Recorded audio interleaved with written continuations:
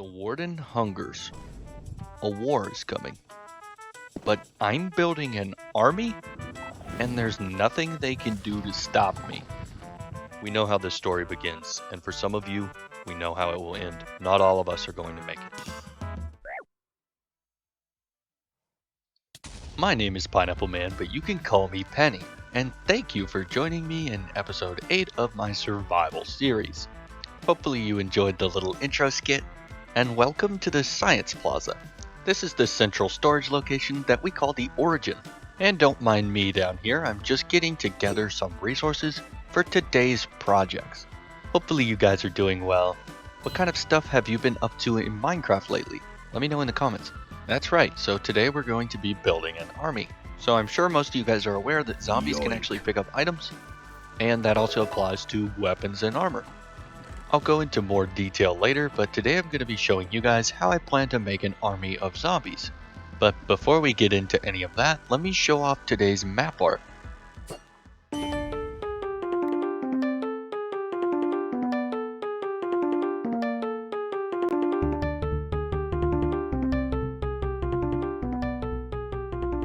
Let me know what we should add for next episode. Hopefully you enjoyed this map art. In between episodes, I threw together a really quick Hoglin farm. I know some people are against these, but personally I think hunger is kind of a lame mechanic in Minecraft as it is, so I'm totally for Hoglin farms. What do you think though? Local man builds platform in the nether and has infinite leather and pork forever. Kinda cool, TBH. And so I suppose it's time to get into the main course and talk a little bit more about my zombie army. Just below my base was a double zombie spawner, so I took advantage of this. If I'm going to build an army of zombies, I do need some zombies. So while I hollow out this room, I'm going to talk a little bit more about the plan. So I do plan on fighting a warden with my zombie army, but that's kind of the end goal. But what we're doing in today's episode is mostly step 1. This is the beginning of a massive mob arena project. So I want to construct a mob arena that we can host battles in between mobs like zombies and wardens, zombies and golems, maybe the player and zombies, or maybe zoglins. I want to kind of get a really comprehensive and advanced arena. It's going to be a really big project and I'm really not capable of doing it all in one episode. So this episode will be step 1, which is sorting out the zombies that can hold items versus zombies that can't. So I spent a little bit of time down here decorating this place so it looked at least a little bit presentable. I decided to go for a sort of free-range zombie exhibit where they would be attracted to the central drop chute using a turtle egg. This was my attempt at making a more unique spawner system rather than just having water streams push the zombies to where I wanted them to go.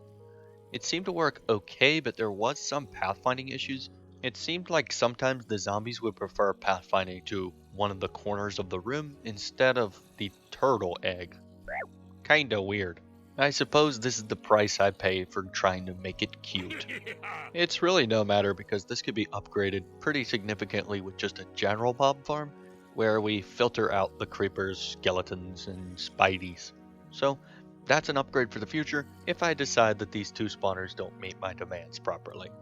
So I spent some more time decorating until it was time to build the processing area. But I had to say goodbye to some friends.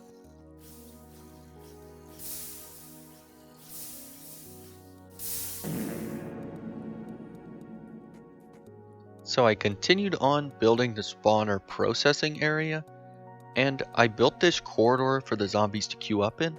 You'll probably notice the lava, and that's there to filter out the baby zombies. This is because I don't support child labor. Finally, I hooked up the fence gate to a lever upstairs and installed a soul sand water elevator. Here you can see the functionality of the processing area. To better understand the system, allow me to discuss my 3 holes. This one is the drop chute that takes us down to the processing area and the spawner. The one over here is the exit. So this is for players to come out of after you've been at the spawner. This fella back here is for the zombies to come out of. So in the last clip you saw them all coming up. This is the soul sand elevator that they come out of. Cool, so let me run down there and AFK for a tiny bit, and then we'll get some zombies coming up here. So quick cut. All right, boys. Let's see them. Hello there. Here they come. Okay, yeah. So that's working pretty well. It's already paying for itself. Look how much fun this is. Oh goodness. Ooh, almost died. Hey, it'd be nice if I stayed in frame. Okay, cool. Almost got him all killed. Right, so really what needs to happen next is the sorting system above top. And again, that's gonna sort out the zombies that can pick up items from the zombies that can't pick up items. So let's go ahead and jump into that. So I just started by extending up the soul sand elevator and making sort of a receptacle for the zombies to wait in. From here, minecarts are going to cycle through and pick up the zombies and move them around. So I start by installing a dispenser system for picking up the zombies in minecarts. A little bit of rail trickery ensures that we'll pick up a zombie every single time. The outbound cart will then drive over a detector rail, which starts the logic process. Although it looks like a mess, it's actually pretty simple. We'll dispense a junk item above a locked hopper that's near enough to the zombie. So if the zombie can pick up items, it will pick up that junk item. If it doesn't pick up the junk item, it will return into the hopper once it's unlocked. And we can detect this. Using a comparator, we'll simply change the direction of the rail and send the zombie to a campfire instead of our storage system. Right, so it's probably going to be best for me to just show this off. Hey there, gamers. Okay, I've got the system running. I'm going to go farm up a couple zombies and just show off how the system works. So give me a second for a quick cut. Okay, so check this out. You should see the system in action here. This zombie's getting picked up, and he picks up the iron nugget. And since they got the nugget, there's nothing for the comparators to detect. Okay, and we can have a look from a different angle here. Got a couple boys down there. And those are the good zombies. Those are the ones that can carry items. We will get a storage system in place for them, so they're not just burning and dying. Sorry, guys. Here we go. This one didn't pick one up. And you can see they go on the campfire. If they don't pick up an item, they die. Well, I guess technically right now, all of them die. Kinda cringe. Let's get a storage system in for these boys. Okay, I got a storage system in place. It's definitely not perfect, but I'm just going to take some time to show it off here, or rather let it show itself off, to be honest. Alright, this guy's going to pick up a nugget, right? So they're going to hit this detector rail, and boom, that opens all the fence gates really quick because it's on a monostable circuit. Here comes another. And since they're on a powered rail at an angle, they just go ahead and drive on over to the next fence gate. Okay, so here comes the last zombie, and you can see how these two systems communicate with each other. As the last one fills up, that final zombie gets pushed onto the detector rail, which cuts off the system, but also automatically turns the rail so that any new incoming zombies that can hold items are sent to die, because the system's full and it would malfunction if it tried to put more in. So that's just a safety measure in place. Right, so it's not super smart and it's not perfect, but it is pretty cool. So hopefully you enjoyed the showcase of that system. Now, I think I want to show off the decoration for this. I'm probably going to do that in the form of a time lapse. So enjoy.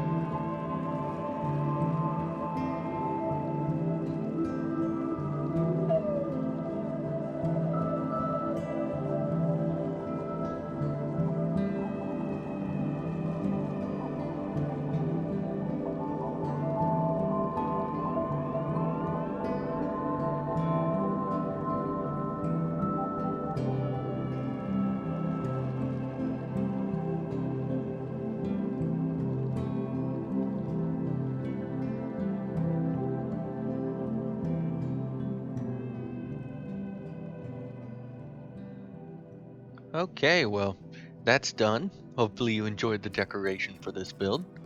I think I probably will come back and detail it a bit later.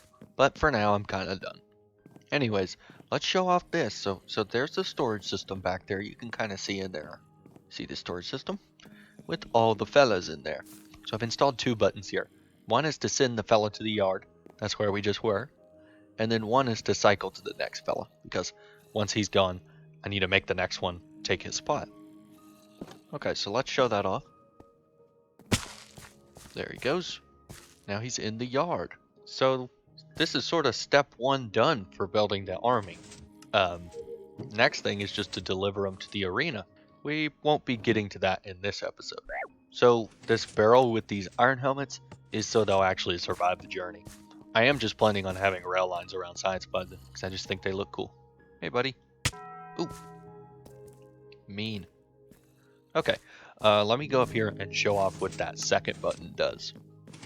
So this just cycles to the next fella. So you'll notice that fella's gone. The system's actually running again because it thinks that it needs to fill it up, which is actually not good.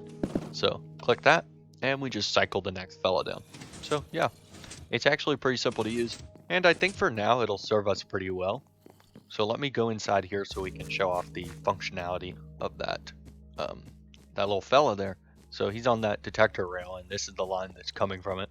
And you can see it just locks the hopper clock, so it just turns that system off so it's not running minecarts 24/7, which is good for lag, I guess. Kinda cool. Well, I just wanted to show off the functionality of those buttons and how our system looks when it's all packaged up in the decoration. So hopefully you enjoyed the system showcase and are excited for the arena. Definitely subscribe because we got big plans for the future. And let me know what you think about the shorter episodes, because sometimes they're a lot more convenient for me when stuff gets kind of busy outside of my man. Anyways, really appreciate you taking the time to watch, and we'll see you in the next episode. This man's not gonna kill his own son. Oh, yeah, he is.